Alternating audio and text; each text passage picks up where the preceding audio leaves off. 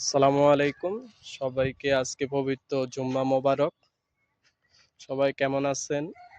আলহামদুলিল্লাহ সবাই ভালো আছেন, আমিও ভালো আছি। আশা করি আজকের যে পরিস্থিতিটা হইছে না, আমি আসলে খুবই ভয় পাইছিলাম। বুঝছেন? আমি খুবই ভয় পাইছিলাম। এই হোসেন ভাই, আপনি ওই সময় কই ছিলেন ভাইয়া?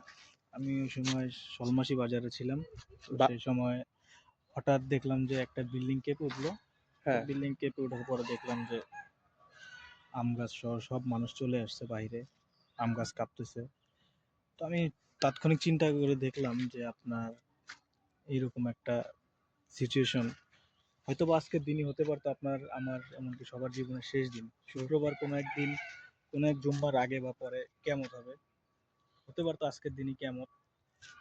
তো হয়তো বা আমাদের শেষ দিন হতো আজকে, হুম, কিন্তু আল্লাহর অশেষ রহমতে আমরা শুক্রবারে জুম্মার নামাজ আদায় করতে পারলাম। যাক আলহামদুলিল্লাহ। এখন ভালোই আছি, আলহামদুলিল্লাহ, সুস্থ রাখছে। আজকে কিন্তু কিরকম ক্ষতি হইছে ভাই? আপনি কি কিছু আইডিয়া জানেন? মিরপুর, হ্যাঁ, ঢাকা, পুরান ঢাকার মধ্যে বংশালে 3 জন মারা গেছে যতদূর নিউজে পেলাম।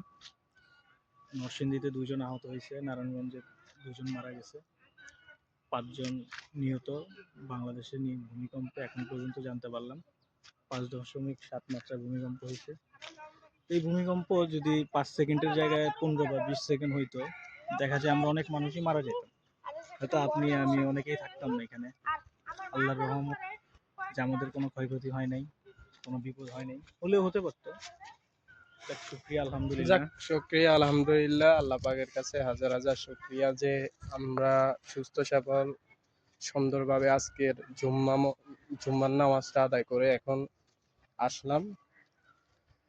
আল্লাহ আল্লাহ সবাইকে সহি সালামতে রাখুক, সবাইকে সুন্দরভাবে থাকা খাওয়ার তৌফিক দান করুক।